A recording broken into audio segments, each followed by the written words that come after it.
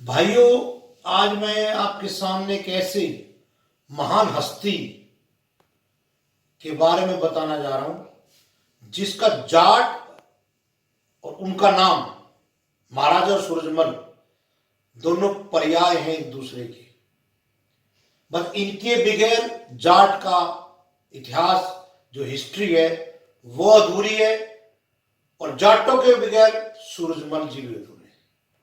But तब ये अपने समय के इतने महान योद्धा और समकालीन ताकतवर जाटों के सरमोर, जिनका कि आज भी सम्मान से पूरे वर्ल्ड में, विश्व में नाम लिया जाता है। तो इनकी हिस्ट्री शुरू करने से पहले मैं उस टाइम की थोड़ी परिस्थिति बताना पसंद करूंगा। उनका जन्म 1707 में हुआ। जैसे कि आप सब लोग जानते हैं जिनको हिस्ट्री की नॉलेज है कि 1707 में औरंगजेब की भी मृत्यु हुई थी।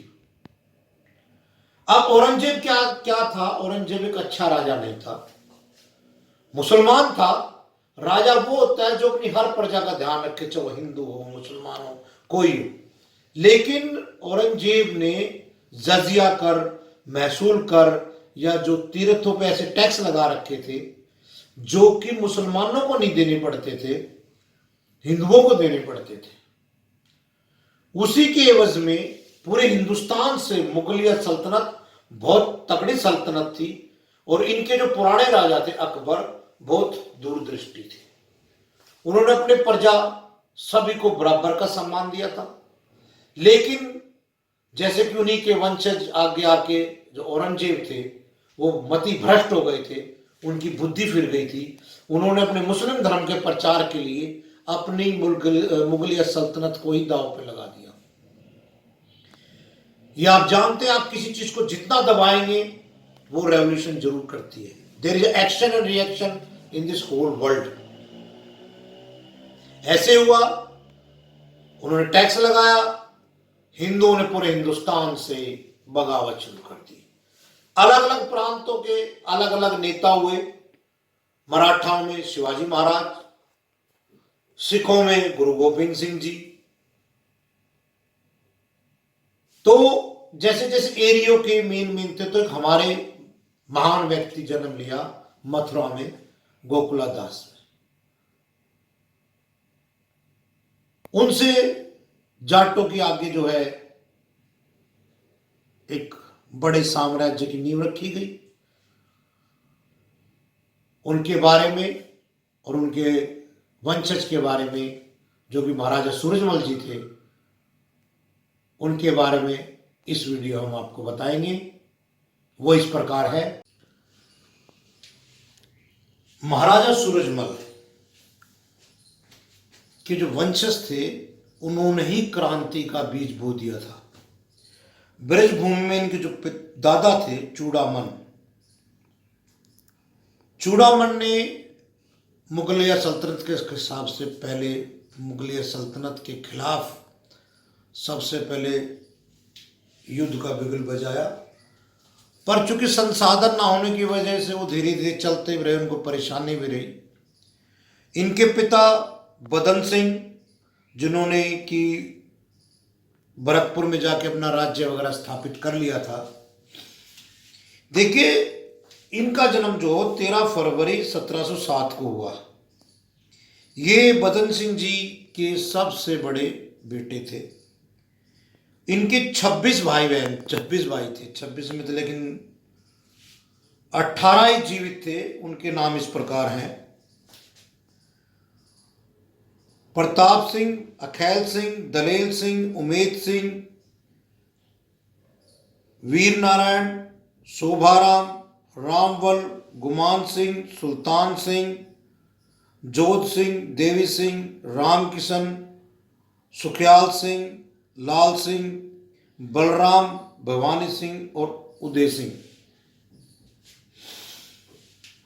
जैसा कि हम जानते हैं कि ये बचपन से ही तीव्र बुद्धि के थे। इनके पिता इन पर बहुत विश्वास करते थे और उन्होंने इनको सबसे पहले अपनी बुद्धि, साहस और शक्ति का परिचय देने के लिए मात्र 14 वर्ष में ही, जब ये 14 वर्ष के थे, सन 1721 में सवाई जय सिंह से मिलने के लिए भेजा था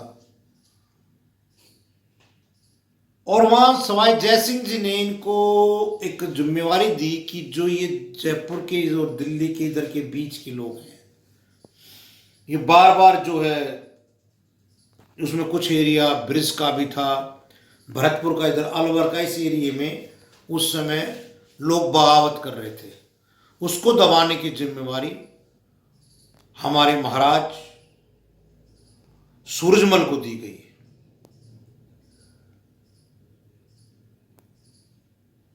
तब इन्होंने इतना अच्छा कार्य किया कि सारी जो बगावत थे, जो सरदार थे बागियों के, उनको समझा बुझा के या शक्ति से या युद्ध की धमकी से युद्ध करके दबा दिया था। और उन्होंने जो है लगभग अपने जीवन काल में 80 युद्ध लड़े, क्योंकि सारे युद्धों की तो हिस्ट्री हमारे पास नहीं है, पर मुख्य जो युद्ध थे उन्होंने जीते। हाँ, कई कई जगह उन्होंने कंप्रोमाइज भी किया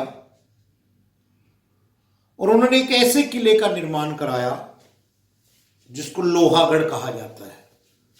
देखिए, उनको साथ साथ प्रशासन की भी जानकारी थी और सामान की भी जानकारी थी। उन्होंने लोहागढ़ किले में पत्थर नहीं लगवाया, बालू उसका मिक्सचर करवा के उससे मोटी मोटी दीवारें बनाई, ताकि जो तोप के गोले आते हैं वो पत्थर को तो तोड़ सकते हैं पर वो रेत में ठस हो जाते हैं। जैसे कि आप देखते होंगे कि जो फौजी होते हैं जहां भी बैठे होते हैं, रेत के आगे बोरे भर के बैठते हैं, उसके पीछे खड़े होते हैं, ताकि उनके ऊपर कोई भी अगर युद्ध हो सके या कोई गोली चलाए तो उसके अंदर रुक जाए। तो देखिए, ये चीज हमारे सूरजमल जी ने कितने साल पहले समझ ली थी और उसके आधार पे ही किले का निर्माण कराया था। उस समय इनके अच्छे मित्र थे, सफदरजंग जी भी थे, निजाम साहब भी थे। क्योंकि मजबूरी होती है, ये आप भी समझते हैं, कूटनीति में रहने के लिए आपको एक दोस्त एक दुश्मन है। और इस किले में जो इन्होंने किले लोहागढ़ का किला बनवाया था, इसमें 1753 में आके ये अपने पिता के साथ रहने लगे थे। और यहां देखिए, बदन सिंह जी को दिखना कम हो गया था, तो उसके साथ साथ उन्होंने 22 मई 1975 को डीग में महाराजा सूरजमल को की ताजपोशी करवा दी और वो स्वयं जो है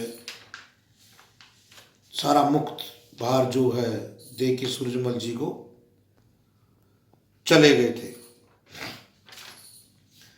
अब महाराजा जी की 14 शादियां हुई थी, जो हमें लिखित स्रोत मिलता है। उनमें हालांकि इनकी मुख्य जो रानी थी, जो समझदार थी, इनको समय समय पर मदद करती थी, वो किशोरी जी थी। वो दूरदृष्टा थी, वो समझती थी और महाराज जी की राजनीति में भी और प्रशासन कार्यों में मदद करती थी। इनकी रानियों के नाम इस प्रकार थे: रानी हांसिया, गंगा रानी, कल्याणी रानी, रानी गौरी, रानी खाटू, और इनकी जो सबसे फेवरेट जिनको पसंद करते थे वो थी रानी खाटू। इनके 5 बेटे हुए आगे चल के: जवाहर सिंह, रतन सिंह, नवल सिंह, रणजीत सिंह और नाहर सिंह। 13 बार अंग्रेजों ने युद्ध किया, इनसे हमला किया लोहागढ़ पे, लेकिन जीत नहीं पाए। वो महाराज जी की दूरदृष्टि का था। महाराजा जी ने जब फौज बनाई तो फौज बनाते वक्त तो उन्होंने ध्यान नहीं दिया कि जाट है, राजपूत है, ब्राह्मण है, बल्कि एक बार तो जब इन्होंने 1753 में दिल्ली पे कूच किया तो नागा बाबा जो होते हैं, नागा आप जानते हो, नागा खाड़ा, और आपने जो महाकुंभ में शाही स्नान का नाम सुना होगा, तो शाही स्नान के दिन क्या होता है कि शाही राजा और नागा जो इनके हेड होते हैं बाबा को इकट्ठे स्नान करते हैं, उसको शाही स्नान बोलते हैं। तो उनके गोसाई गिरिराज और उमराव गिरिराज जो नागा के महाराज थे, सबसे बड़े जो उत्तराधिकारी थे, उनकी फौज भी युद्ध में इस्तेमाल करी गई। ये इनकी दूरदर्शिता दिखाती है। कुछ हिस्टोरियन को जाटों का प्लेटो और कईयों ने तो इनको जो है ओडिशस तक का संबोधित किया है इतिहासकारों ने। ऐसा बताया जाता है इनकी जो टोटल फोर्स थी जो किलों पे तैनात थी उसको छोड़ के 25,000 पैदल सेना और 15,000 घुड़सेना थी। अब एक मैं आपको युद्ध के बारे में बताता हूं। जो ईश्वर सिंह जी थे जो जयपुर के, उनके मित्र थे। उनकी मृत्यु के बाद उनके 2 बेटे थे, दोनों बेटों में विवाद छिड़ गया। माधो सिंह जो है, जय सिंह, क्षमा चाहता हूं, जय सिंह के 2 बेटे थे, ईश्वर सिंह और माधो सिंह। ईश्वर सिंह खुद जयपुर का अपने आप को राजा बनाना चाहता था, माधव सिंह। तो यहां से इनकी दूरदृष्टा और बुद्धि का प्रयोग जो है देखा जाता है कि जो माधव सिंह की तरफ तो मराठे, उदयपुर का राजा, जैसलमेर का राजा, 17 राजा थे, 7 राजा लगभग बताए जाते हैं थे।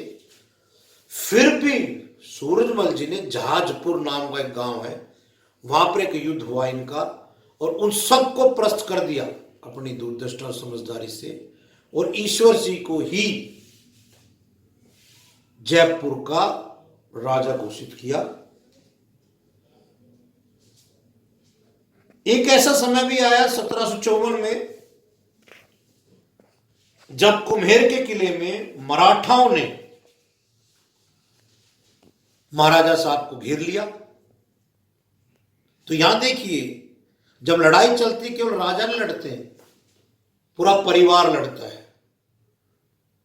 जो इनकी धर्मपत्नी थी कुशारी देवी, उन्होंने मराठाओं से मिलकर इनकी संधि करा दी और वो स्टेज में कराई। देखिए इस युद्ध के अंदर जो माला राव का जो बेटा खांडे राव था होलकर, वो भी मर गया था। उसके पश्चात भी इन्होंने संधि की और उस समय अपना। अब हम चलते हैं जो मेन बार बार हिस्ट्री में जाटों को और हमारे सूरजमल जी को विलन दिखाया जाता है। वही लड़ाई पानीपत की तीसरी, वही मैदान जो बार बार हिंदुस्तान का भाग्य बदलता आया। दिल्ली के जो बादशाह थे वो मराठाओं से परेशान थे, उनकी बार बार सत्ता के अंदर दखल अंदाजी या उनको टैक्स देके। तो उनका जो एक सेनापति नजीम था वो चाहता था कि मराठाओं की शक्ति का अंत हो। तो उन्होंने जो है अहमद शाह अब्दाली को पत्र लिख के, और कुछ कहते स्वयं मिले जाके उनको इनविटेशन दिया कि आप आइए और हिंदुस्तान पे हमला कीजिए, हम वहां पर आपकी मदद करेंगे। सभी जानते हैं अहमद शाह अब्दाली हिंदुस्तान आया, इधर मराठा आए और उसी लड़ाई में 5 या 6 वाक्य मैं आपको बताता हूं कारण क्या हुआ सूरजमल जी ने जो कि मराठाओं की मदद नहीं की। सबसे पहले सम्मान। जो पेशवा सेनापति थे उन्होंने कभी भी सूरजमल जी को सम्मान नहीं दिया, यहां तक कि 6 महीने तक सूरजमल जी ने पेशवाओं की फौज का खाना खर्चा सब दिया, तब भी वो उनकी बात ना मान के दूसरों की बात मानते थे। वो वापस से मुसलमान या मुगल के जो उस समय बच्चे थे उनको दिल्ली का शहंशाह बना के और उसके नाम से राज्य करना चाहते थे। जैसे कि वो जैसे कि उनकी हिस्ट्री रही है पेशवाओं की, वो राज्य करते थे शिवाजी से के पुत्र संभाजी उनसे लिखवा के उनके नाम पे राज्य करते थे। ये तो चाहे आप हिस्ट्री पढ़ सकते हैं। पर सूरजमल जी ने कहा जब लड़ाई ही इनसे मुसलमानों से है तो क्यों ना हिंदू राजा घोषित किया जाए। नहीं माने। दिल्ली से जो खजाना मिला वो मराठाओं ने अपने पास रख लिया। सूरजमल जी को नहीं मिला उसमें हिस्सा। सूरजमल ने कहा भाई मेरी भी फौज है, मुझे उनकी सैलरी देनी है, मैं पैसे कहां से लाऊंगा। 6 महीने तुम्हारी मुहिम को हो गए, मैं कब तक इसको करूंगा। तुम अपना पैसा रखते हो। और उल्टा बल्कि मराठाओं ने जो कुछ खजाना था वापस पेशवा पूना भेज दिया था। अब हम चलते युद्ध की तरफ। सूरजमल का विचार था कि अभी सर्दी चल रही है और अहमद शाह अब्दाली की फौज को सर्दियों में लड़ना बहुत अच्छा आता है, और आप गर्म प्रांत के हैं, आप पूना के हैं, आप समय का इंतजार कीजिए, हम गर्मी में ही लड़ाई लड़ेंगे। लेकिन भाऊ साहब ने उनकी बात नहीं मानी और जनवरी में ही युद्ध कर दिया। उसका रिजल्ट आपके सामने है। दूसरा, सूरजमल जी ने कहा था कि भाई हम अपने सिखों भाइयों से और इनसे मिलके सरहद जो कि उनकी आता है खाना, जो उनकी फूड लाइन्स हैं वो काट देते हैं।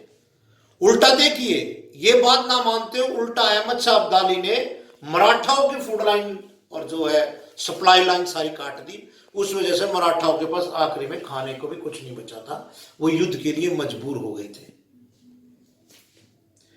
सूरजमल जी का विचार यह था कि आप जो है पूना से यहां आए हैं, अपनी औरत और बच्चों को साथ लेके आए हैं। क्यों? ये युद्ध का मैदान है महाराज, हम औरतों को संभालने में लगेंगे या युद्ध लड़ेंगे। लेकिन भाव जी ने उनकी कुछ ना सुनी, अपनी औरतों को आखिरी तक युद्ध के मैदान के साथ ही रखा। यह मुख्य कारण है। आप भी समझते, जब औरत साथ होती है या स्त्री साथ होती है, लोग लड़ नहीं सकते।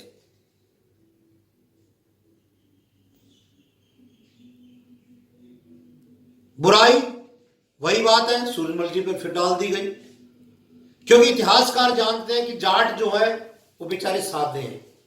जाट जो है वो बोल सकते हैं लेकिन लिख नहीं सकते, अपनी सच्चाई को लिख नहीं सकते। लिखने में जाट पीछे था, इसलिए बुराई उन पर डाल दी गई। अब हम आगे चलते हैं कि जब युद्ध हार गया पेशवा, 6 महीने तक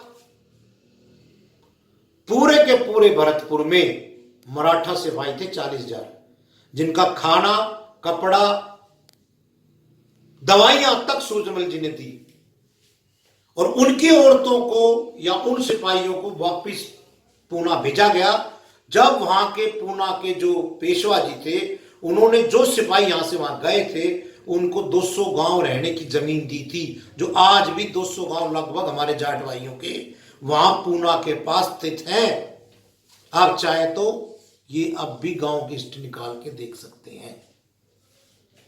उल्टा जो औरत जिनके मराठा पति मर गए थे वो यहां पर रह गई थी, उनको महाराजा सूरजमल जी ने पानीपत के आसपास आज भी 80 गांव हैं, रोड जिनको रोड बोलते हैं, उनसे कुछ जाटों की शादी जैसी जो भी हुई, इस विषय में मैं नहीं कह सकता, बट वो उनको स्थापित कराया धन और देके। और देखिएगा तो बताता हूं मैं, रास्ते का खाना और जो भी मराठा सिपाही पुणे गया सबको उस टाइम का 1-1 रुपया दिया महाराज सूरजमल जी ने। पर फिर भी कौन? डाकू सूरजमल जी। शर्म आती है इतिहासकारों को लिखते हो। यदि उनको पैसा ही लेना होता तो क्यों देते उनको? अब एक वाक्य और बताता हूं भाई आपको। युद्ध से पहले जब सदाशिव भाव जो है मथुरा में पहुंचे तो मस्जिद को देख के उन्होंने एक बात कही कि सूरजमल जी आपने मस्जिद क्यों नहीं उड़ा दी? तो सूरजमल जी का सीधा जवाब था, मैं मथुरा का कोई स्थायी शासक नहीं हूं, या कभी वो जीतते कभी मैं जीतता हूं। आज मैं उनकी 5 मस्जिद तोड़ता हूं, कल वो हमारे 50 मंदिर तोड़कर उनकी जगह मस्जिद बनाएंगे।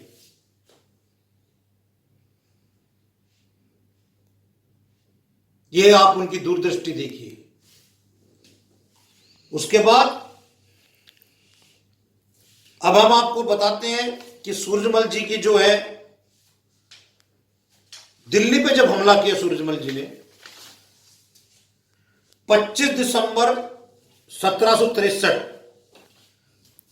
सारी सेनाएं लाल किले के बाहर शादरा में रुकी हुई थी। सूरजमल जी की एक आदत थी, शाम को घूमते थे, निरीक्षण करते थे।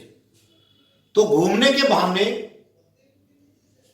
जो ये हिंडन नदी है, हिंडन नदी के आसपास पहुंच गए थे। नजीम ने को पता था इस बात का कि सूरजमल जी शाम को भ्रमण निरीक्षण करते हैं। उसने वहां झाड़ियों में अपने सिपाही छिपा दिए और एकदम से सूरजमल जी पे आक्रमण हुआ। अब भगवान जानता है कि वहां सूरजमल जी को क्या हुआ क्या नहीं हुआ, लेकिन ना तो उनका शव मिला और ना ही कुछ मिला। उसके बाद जो फौज थी, उनके बेटे जवाहर सिंह जी ने दिल्ली जीती। उनका जब अंतिम संस्कार किया गया तो उनके एक रानी के पास सूरजमल जी का एक दांत था। उस दांत को रख के उनका अंतिम संस्कार किया गया। और वहीं से कहानी बनी थी कि जब लोगों में हवा फैली दिल्ली में कि सूरजमल जी का देहांत हो गया है, तो अब जाट फौज वापस चली जाएगी। लेकिन उनकी जगह उनके बेटे ने, क्योंकि दोनों बाप बेटे की शक्लें मिलती थी, उनकी केवल मूंछ काली थी और उनकी सफेद थी, तो खिजाब सफेद मूंछ करके जवाहर सिंह जी ने हमला कर दिया था दिल्ली में। मतलब कुछ भी समीकरण रहे, जीतने के बाद वो यहां पर जो एक दरवाजा था अष्टधातु का, बताया कभी अलाउद्दीन खिलजी दिल्ली लेके आए थे, वो यहां से वापस भरतपुर लेके गए और उन्होंने पत्र लिखा महाराजा उदयपुर चित्तौड़ को कि आपका अमानत यहां रखी ले जाइए। लेकिन वो आज तक वही है, वो लेके नहीं गए। यहां से कहावत चली थी कि जाट को मरा जब जानी जब 13वीं हो जाए। शायद ये वजह थी कि राजा साहब गायब हो गए थे, किसी को पता नहीं था। उनकी मृत्यु के पश्चात भी दिल्ली जीत ली गई थी। तो ऐसे थे हमारे सूरवीर योद्धा, जिनके बगैर जाटों का इतिहास अधूरा है। आप सभी भाइयों को यह बताते हुए मुझे बड़ा गर्व महसूस हो रहा है कि हम उसी जाति कौम से हैं। आज भी उनके वंशज भरतपुर में राज्य करते हैं। हमें बड़ी खुशी की बात है। आप सब लोगों से निवेदन है, और भी किसी महान योद्धा जाट भाई की हिस्ट्री बताना चाहें तो हमें लिख के भेजें ताकि हम बता सकें। और ये जो हिस्ट्री बताई गई है महाराज सूरजमल जी की, ये रिटर्न तथ्यों पे आधारित है, उसको संग्रह करके बनाया गया है। इसमें कोई टूट या कमी रह गई हो तो उसके लिए सभी भाइयों से क्षमा चाहते हैं। इसी के साथ जय जाट, धन्यवाद।